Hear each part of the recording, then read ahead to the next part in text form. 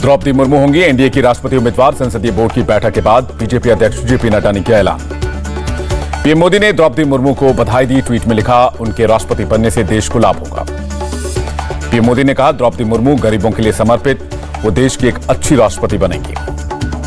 BJP संसदीय दल की बैठक में द्रौपदी मुर्मू के नाम पर मोहर। मीटिंग में पीएम मोदी, अमित शाह, जेपी नड्डा और राजनाथ सिंह थे मौजूद। राष्ट्रपति चुनाव के लिए यशवंत सिन्हा होंगे विपक्ष के उम्मीदवार। विपक्षी दलों ने आपसी सहमति के बाद नाम पर मोहर लगाई है। 27 जून को राष्ट्रपति चुनाव के लिए नामांकन दाखिल करेंगे यशवंत सिन्हा। एनसीपी चीफ शरद पवार ने दी जानकारी। महाराष्ट्र में सियासी घमासान के बीच अमृता फडणवीस का बिना नाम लिए उद्धव पर अटैक। ट्वीट कर लिखा, एक था कपटी राजा। उद्धव ठाकरे ने बुधवार को बुलाई कैबिनेट की बैठक। दोपहर 1 बजे मंत्रालय में मीटिंग होगी। महाराष्ट्र कांग्रेस की मीटिंग में 40 विधायक पहुंचे। एच.के. पाटिल, नाना पटोले, बाला साहेब थोराट समेत कई नेता मौजूद थे।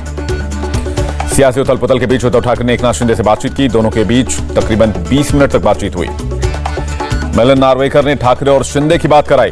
दोनों के बीच आपसी सहमति नहीं बनी। उद्धव ने शिंदे को मुंबई आने को कहा। रश्मि ठाकरे ने भी एकनाथ शिंदे से फोन पर बातचीत की। शिंदे ने अपनी नाराजगी जाहिर की।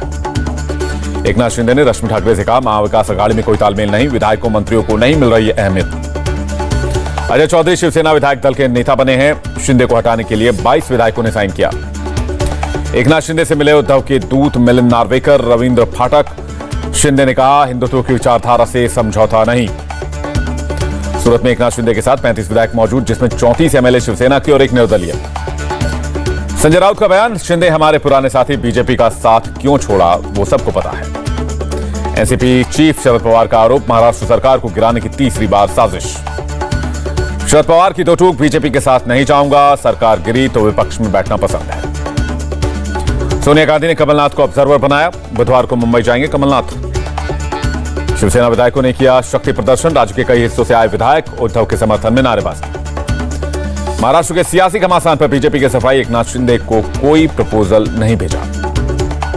तीनों सेनाओं के प्रमुख से मिले प्रधानमंत्री मोदी। अग्निपथ स्कीम के बारे में डिटेल से जानकारी दी गई। अग्निपथ योजना को एनएसए अजीत डोवाल ने बताया, सेना के लिए जरूरी कहा, बदलती चुनौती के लिए बदलाव जरूरी होता है। प्रदर्शनकारियों को अजीत डोवाल की तो टूक, इन्हें राष्ट्र की सुरक्षा से कोई मतलब नहीं, लोगों को भटकाना चाहते हैं। अग्निपथ स्कीम पर सेना की प्रेस कॉन्फ्रेंस, सेना के लिए देश सबसे पहले, भर्ती प्रक्रिया में कोई बदलाव नहीं होगा। सेना के पुराने जवानों को अग्निपथ योजना के अंतर्गत भेजे जाने की खबरों को सेना ने बताया अफवाह। एयर मार्शल एसके झा का बयान, वायुसेना में अब हर भर्ती अग्निवीर वायु के जरिए होगी। अग्निपथ स्कीम पर नया ऐलान, अग्निवीरों को भी मिलेंगे गैलेंट्री अवार्ड। केंद्रीय मंत्री अनुराग ठाकुर ने कहा, सेना की औसत आयु कम करने पर कई वर्षों से काम चल रहा था। अग्निवीरों के लिए सीएम खट्टर का ऐलान, 75% अग्निवीरों को हरियाणा सरकार में नौकरी की गारंटी। अखिलेश ने कहा, बीजेपी सरकार उद्योगपतियों के साथ मिलकर जानबूझकर ये योजना लेकर आई है। राहुल गांधी से ईडी की पूछताछ, 5वें दिन भी पूछताछ। पहले राउंड में 9 घंटे तक सवाल जवाब। राहुल गांधी ने किया ट्वीट, बीजेपी के लिए अच्छा मतलब, देश के लिए घातक। कांग्रेस महिला मोर्चा के अध्यक्ष नेता डिसूजा ने पुलिसकर्मियों पर थूका। राहुल से पूछताछ का किया विरोध। चीन के राष्ट्रपति शी जिनपिंग के न्योते पर ब्रिक्स सम्मेलन में हिस्सा लेंगे पीएम मोदी। 23 और 24 जून को होगी वर्चुअल बैठक। ब्रिक्स सम्मेलन को लेकर विदेश मंत्रालय का बयान, आतंकवाद और स्वास्थ्य का मुद्दा रहेगा अहम। एलएसी विवाद पर भी बोले एनएसए डोवाल, कहा, चीन को पता है भारत उल्लंघन बर्दाश्त नहीं करेगा। एनएसए डोवाल के बयान पर अज़ुद्दीन ओवैसी का पलटवार, लद्दाख में चीनी सेना का नियंत्रण जारी, भारत उसे खदेड़ने में नाकाम रहा है।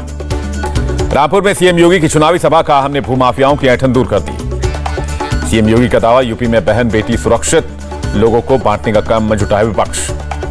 रुचिरा कंबोज होंगे यूएन में भारत की अगली स्थायी प्रतिनिधि, टीएस तिरुमूर्ति की जगह लेंगी। शिरोमणि गुरुद्वारा प्रबंधक कमेटी अफगानिस्तान से भारत आने वाले अफगान सिखों का विमान का किराया देगी। महाराजा रणजीत सिंह की पुण्यतिथि मनाने के लिए एक सिख जत्था वाघा बॉर्डर से पाकिस्तान के लिए रवाना हो गया है। महाराष्ट्र सरकार पर परमवीर सिंह का बड़ा आरोप, का सचिन वाजे को बहाल करने के लिए डाला गया था दबाव। बिहार में आरजेडी विधायक ने अनंत सिंह को 10 साल कैद, उनके घर से मिले थे AK-47 समेत कई हथियार।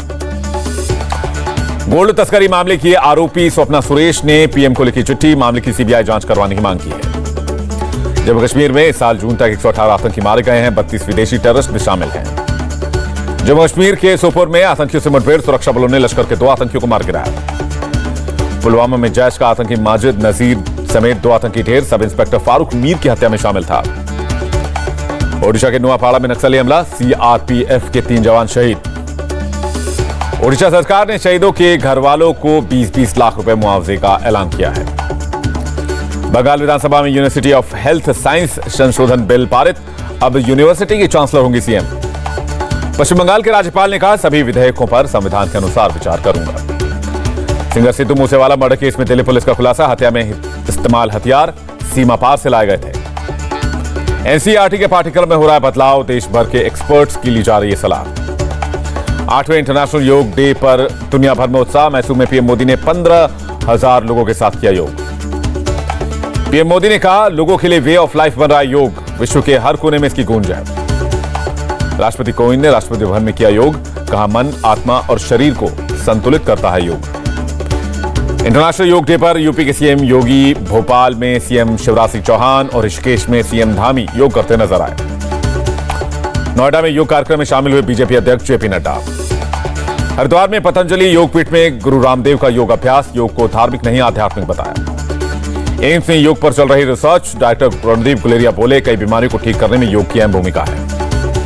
लद्दाख के पेंगोंग लेक में 14,000 फीट पर योग व्हील चेयर पर पहुंचे लोग। मुरादाबाद में सीएम योगी ने स्कूली छात्रों से बातचीत की, सफलता का मंत्र दिया। भारत सरकार ने एमपी को 1,055 करोड़ की प्रोत्साहन राशि दी, सीएम शिवराज सिंह चौहान ने जानकारी दी है। एमपीपीएससी परीक्षा के पेपर में आया कश्मीर पर विवादित सवाल, लोक सेवा आयोग ने दोनों पेपर सेंटर को नोटिस भेजा है। पेपर में कश्मीर पर विवादित सवाल पर गृहमंत्री नरोत्तम मिश्रा नाराज, कहा सख्त कार्रवाई होगी। झारखंड बोर्ड में एक साथ 6 स्टूडेंट बने टॉपर, 6 टॉपर में 5 लड़कियां शामिल हैं। दिल्ली हाईकोर्ट में जनहित याचिका दायर की गई, काला धन जब्त करने, जालसाजों को आजीवन कारावास देने की मांग की गई है। सांगली में 9 लोगों को सुसाइड करने के लिए उकसाने के आरोप में 13 गिरफ्तार हुए हैं। पुलिस ने 25 लोगों पर केस दर्ज किया है। मोहाली में रिश्वत मांगने के आरोप में आईएएस अधिकारी संजय पोपली गिरफ्तार, कोर्ट ने 4 दिन की पुलिस कस्टडी में भेजा। दिल्ली के डिप्टी सीएम मनीष सिसोदिया का आरोप, अस्पतालों का निर्माण रोकने के लिए मनोज तिवारी ने साजिश की। नोएडा में गाड़ी चोर गिरोह का पर्दाफाश किया गया, 5 गिरफ्तार, 12 बाइक, 2 कार बरामद। मेरठ में एक महिला की संदिग्ध हालत में मौत, पुलिस को रिश्तेदारों पर शक है। असम में बारिश बाढ़ से 34 जिलों के 48 लाख लोग प्रभावित हुए हैं, 10 लोगों की मौत हो गई है, 7 लापता हैं। असम के सीएम हेमंत बिस्वा शर्मा ने बाढ़ राहत शिविरों का दौरा किया है, लोगों को हर सुविधा देने का निर्देश दिया गया।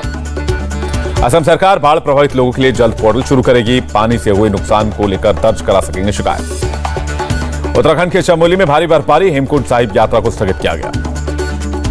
देश में कोरोना के 9,923 नए केस, 24 घंटे में 17 लोगों की जान चली गई। दिल्ली में कोरोना के 1,383 नए केस, पॉजिटिविटी रेट 7% से ज्यादा हो गई। कांग्रेस नेता गुलाम नबी आजाद को कोरोना हो गया है, खुद को घर में ही उन्होंने आइसोलेट किया है। टीम इंडिया को बड़ा झटका, इंग्लैंड टेस्ट से पहले रविंद्र चंद्र अश्विन को कोरोना हो गया है। दक्षिण चीन में भारी बारिश और बाढ़ के बाद भूस्खलन, 1,45,000 लोगों को रेस्क्यू किया गया है। बांग्लादेश के पूर्वोत्तर इलाकों में बाढ़ से हाल बेहाल, हजारों लोग बेघर हुए हैं। जापान की राजधानी टोक्यो में भूकंप की तीव्रता 6 मापी गई है। आर्थिक संकट से जूझ रहे श्रीलंका की मदद करेगा अमेरिका, $50 लाख से ज्यादा की रकम देगा। रूस के राष्ट्रपति पुतिन ने यूरोपीय देशों में ऊर्जा संकट को मैन मेड बताया है। यूक्रेन की सेना का बयान, रूस ने यूक्रेनी सैन्य ठिकानों पर हवाई हमले जारी रखे हैं। लुहांस्क में रासायनिक संयंत्र पर रूसी हमला जारी, लोगों ने बेसमेंट में जाकर शरण ली। यूक्रेन की डिप्टी पीएम ने कहा, युद्ध के बाद से अब तक 12 लाख यूक्रेनियों को जबरन रूस ले जाया गया है। जापानी विशेषज्ञों के मुताबिक रूस पर लगे प्रतिबंध से दुनिया भर की आर्थिक स्थिति पर असर पड़ा है। ब्रिटेन में 30 साल में सबसे बड़ी रेल हड़ताल, सैलरी में 11% की बढ़ोतरी की मांग। 200 से ज्यादा हवाई जहाज खरीदने पर विचार कर रही है एयर इंडिया, नैरो बॉडी वाले होंगे 70% विमान। डार्विन प्लेटफॉर्म समूह के 4 ऑयल ब्लॉक्स में $1 बिलियन का निवेश होगा। ग्लोबल ऑयल इन्वेस्टमेंट की कंपनियां करेंगी निवेश। अमेरिकी डॉलर के मुकाबले रुपए में 12 पैसे की गिरावट, $1 की कीमत $78.10। सेंसेक्स 934 अंक की तेजी के साथ 52,532 पर बंद। निफ्टी में भी 288 अंकों का उछाल। फिल्म शमशेरा का 3 शहरों में ट्रेलर लॉन्च होगा। वाणी कपूर, रणबीर कपूर और संजय दत्त करेंगे लॉन्च।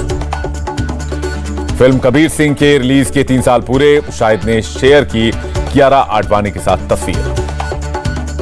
विश्व संगीत दिवस 2022 के मौके पर बॉलीवुड एक्टर्स ने कई गीत गुनगुनाए।